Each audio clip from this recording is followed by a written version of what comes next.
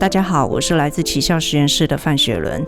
今天要和大家分享2道很适合夏天的酸白菜开胃料理。我使用的是市售抽真空的酸白菜，打开后菜依然结实不软烂。假设你家中有枪式真空机的话，也可以用抽真空的方式来保存自己做的酸白菜。第一件事是把酸白菜的汁液尽量挤出来。一般来说，湿哒哒的食材会让料理不好操作，而且这些带有风味的腌渍液也是非常棒的调味料。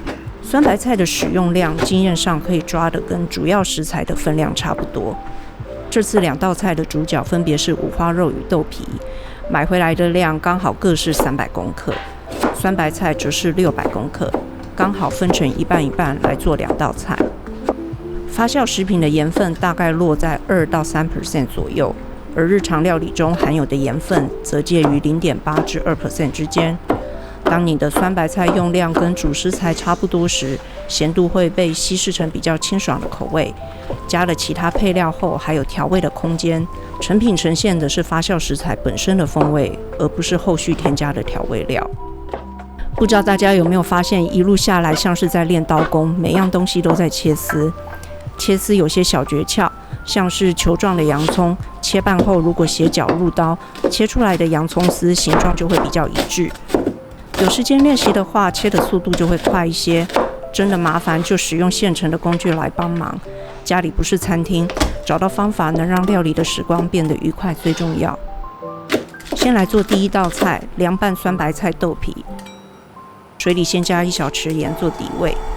等水滚的时间来调酱汁，因为我们酸白菜用的分量比较多，酱油建议用咸度较低的日式香菇酱油、煎鱼酱油或是薄盐酱油为主，少量搭配糊底或是浓口酱油，大家可以按照自己的口味调整，记得把糖尽量搅散就好。水滚之后要先下蔬菜，汆烫时间大概1分钟左右。豆皮烫过的水会有豆腥味，所以一定要先烫蔬菜，再用同一锅水把豆皮快速汆烫20秒去腥。接下来在不锈钢盆里面拌匀，顺便让热气散出。盆内像这样有少量水分是正常的，但如果整个盆底像是水箱泽国的话，记得一定要把多余的水分倒出来，才不会影响风味口感。最后把酱汁倒进去，先充分搅拌，让豆皮吸收均匀之后，再投入酸白菜。还有充满乳酸菌的腌渍液，拌一拌，一道充满风味的凉菜就完成了。多出来的分量放冰箱冷藏，可以保存2到3天。接下来换五花肉登场，像这样用铁盘搭配滤网解冻，拿出来时表面直接就是干爽的状态了。每一个肉卷使用1片五花肉，以酸白菜为主，搭配适量的杏鲍菇和洋葱丝，放在肉片的一端后紧紧卷起来就好了，非常简单。接下来先把铁锅用大火烧热，然后再下油，接着转中火。放肉卷的时候，记得把接缝处朝下开始煎，这样肉卷就不会散开了。